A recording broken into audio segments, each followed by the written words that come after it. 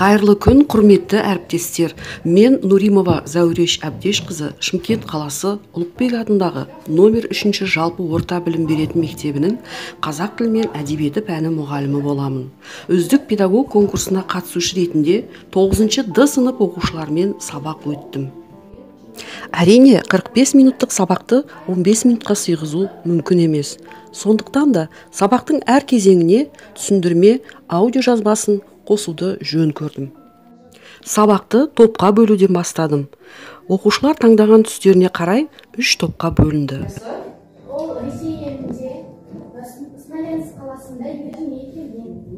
Галерея әдісімен оқушылар суреттерге қарап өз ойларын айтты. Сурет бойынша жұмыс жасау барысында оқушылардың сөздік қоры, сыни тұрғыдан ойлау қабілеті, танымдық, шығармашылық қабілеттері қалыптасады. Ол қала кішкентай болып көрінді, өйткені жоғарыда тұрған ескерткіш, Айзек Азимовке арналған ескерткіш екен. Келесі суретке қарай. Айзек Азимов дүниеленген. Ол американдық фантастиялаушы. Шекспир шығармаларында 500-ден астам кітап жазған. Ол шығармаларында робот пен адамдардың қарым-қатынасы туралы баяндайды. Жақсы баяндайды екен. Дүние айтамын. Бұл суретте капитан мен робот ағаш кемесінде айға қарай бет алды. Алдында бір-біріне сәттілік қолдарын алды. Жақсы. Ендеше болмай. Біз бүгінгі сабағымызда Айзек Азимовтың мен роботтың жинағынан үзіндіні жалғастырамыз. Біздің мақсатымыз бүгінгі сабақта біз сендермен мәтіннен маңызды ақпараттарды алудаймыз және қорытынды жасаймыз. Жоспар сабақтың бастапқы кезеңінен соңына дейін оқушылардың жас ерекшелігін, оқу мақсатын ескере отырып сараланып, Блум таксономиясы негізінде жасалынды. Оқу мақсатына, сыныптың деңгейіне қарай сабақ мақсаты құрылды, ал сабақ мақсатына жету үшін бағалау критерийлері нақты, өлшемді және қолжетімді етіп ұсынылды.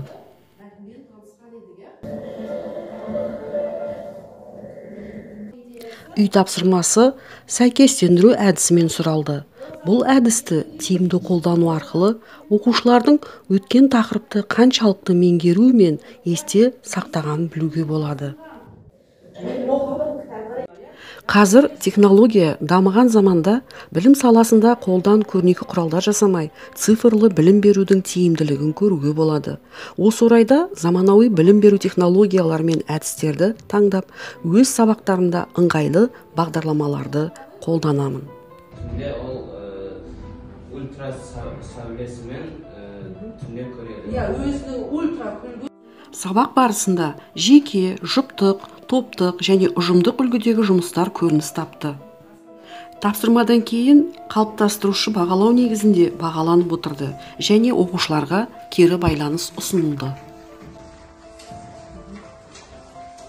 Балалар, бұл тапсырманы орындаған кезінде біз неге сүйенеміз? Әлі мәтінге сүйене отырып орындаймыз. Топтық жұмыста бірінші топ суретшілер мәтін мазмұны бойынша 4-5 тірек сөз жазып суретін салса, екінші топ әдебиетшілер тобы мәтіндегі кейіпкерлерге мінездеме берді. Ал үшінші топ тілшілер мәтін мазмұны бойынша жаңа сөздерді пайдалана отырып мәтін құрастырды.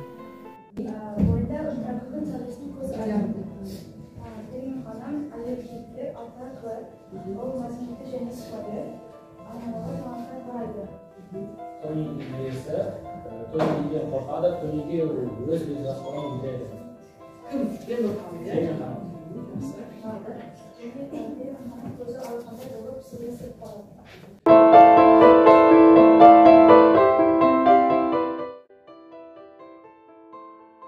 Кері байланыс берейікші кім? Санжа берші кері байланыс. Дескриптор бойынша қалай жұмыс жасады? Дескриптор бойынша топтық жұмыстар өте жақсы. Топтық жұмыс бар, жақсы дейді. Кейіпкерлерге сай мінезіне берген. Сай мінезіне берді деп ойлайсыз. Ол соңында шылды. Келесі топ кәкшілер, суретшілер. Олар қандай тапсырмалар? Бәрінің ішінен Сөздер жасау, қолдың сөздерін салу, басталып. Қандай сөздер? Менің ханым Тони интеркомның салқын қарды. бұл Тони робот, роботы. Ол ультра күн сәулесі арқылы түнде қараңғыда көріп, үй жұмысын шаруашылықты істей алады.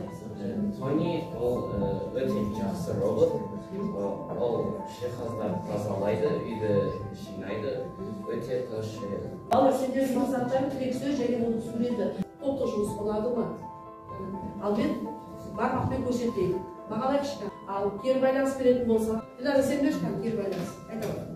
Маған бұл топтың жұмысы қатырды. Иә. Олар дискрипті бойынша көп тірек сөз жатқан. Сөйлемді ше? Суреті маған ұнады. Несімен ұнады? Олар нақты сурет салған. Әсіресе Тонидің бейнесі өте бір сондай мейірімді робот екені байқап отырсыңдар ма? Жақсы отыра қойыңдар. Қосылайықшы. Жақсы отыра қойыңдар. Ал үшінші Сабина тапсырманы айтып жіберші бізге. Не істеу керек? Иә, жақсы айта ғой.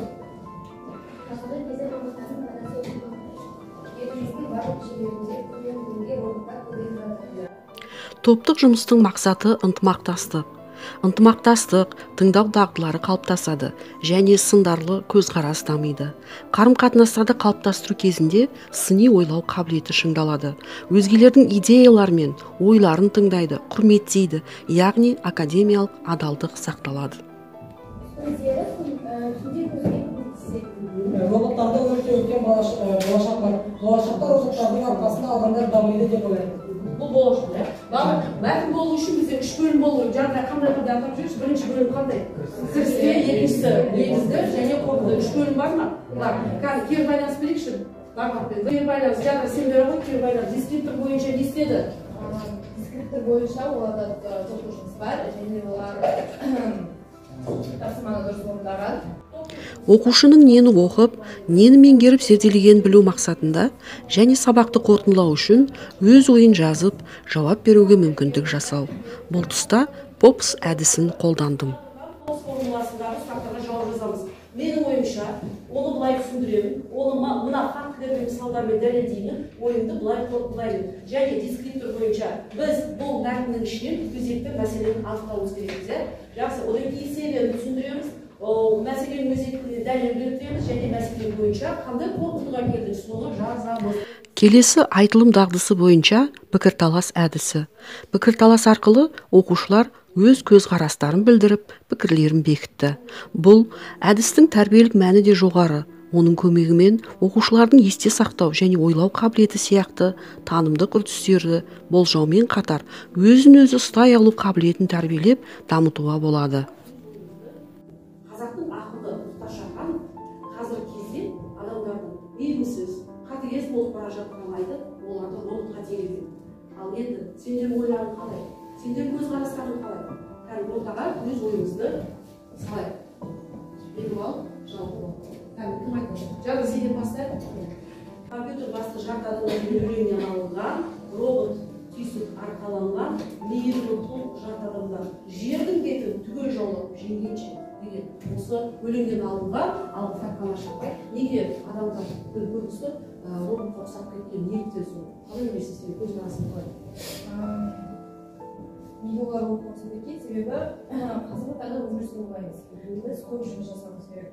Біздің аптамыз, біз аптада 7 күн болса, олардың 40 сағаты жұмыста жасайды әрқашанда. Сол себепті әрқашанда жұмыста ол әрқашанда шаршап, оның үстіне жұмыста неге біз компьютер, телефонмен пайдаланамыз.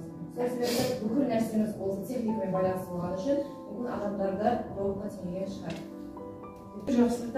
Компьютерлер сенің ойың қандай? Менің ойымша қазіргі жастардың роботқа ұқсайтын да ұқсамайтын жағы да бар.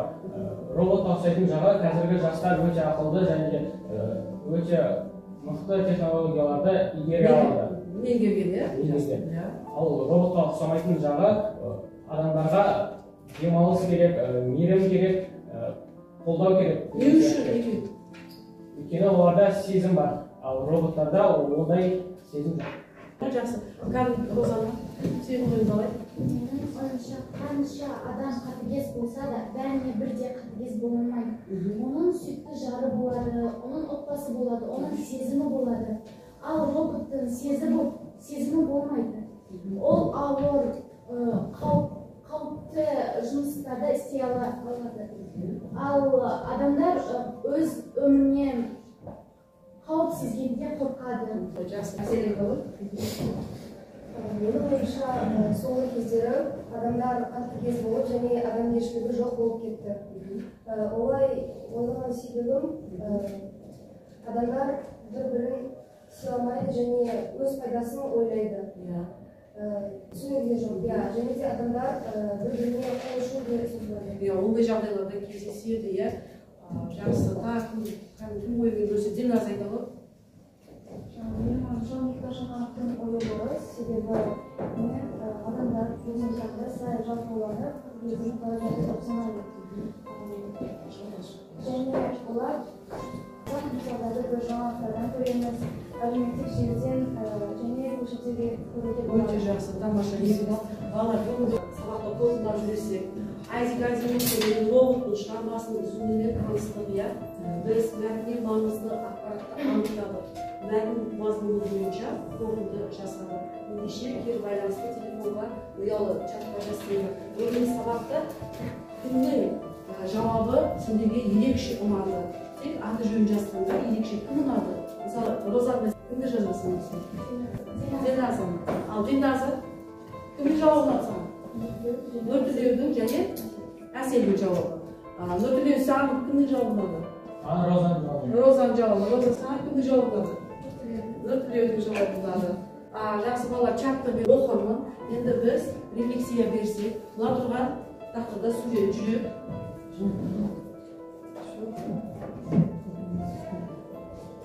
Ақыл, ми, яғни және қол. Абайдың 17-ші қара сөзінде осы жүрек, ақыл, қайрат туралы жазылған екен. Және өлеңінде былай дейді: ақыл қайрат жүректі бірдей ұстап, сонда қол боласың, елден бөлек демекші.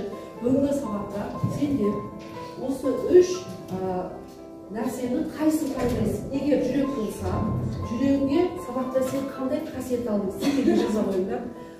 Екінші бізде ақыл. Бүгінгі сабақта сендер өздерің ақылдарын қандай ақыл қостыңдар, қандай білім алдыңдар және қандай тәрбие алдыңдар, Ал үшінші бізде қол.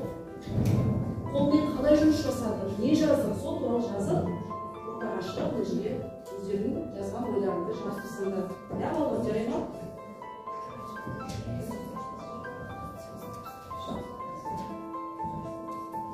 Сабақтың соңында балалар нақты нені меңгерді, нені түсінді, сабақтың қай тұстар ұнады, өздерінің ішкі эмоциялармен бөлісті.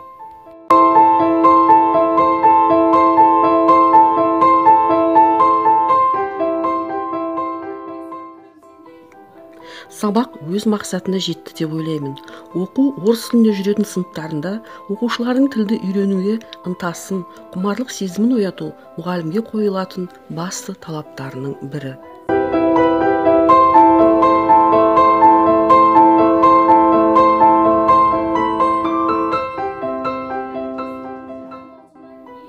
Мектеп оқушыларының мемлекеттік тілді қарым-қатынас негізінде игеріп сөйлей алу үшін мұғалімнің тілді үйретуде әдіс тәсілдің тиімді тұсын қолдану орасан зор пайдасын тигізеді.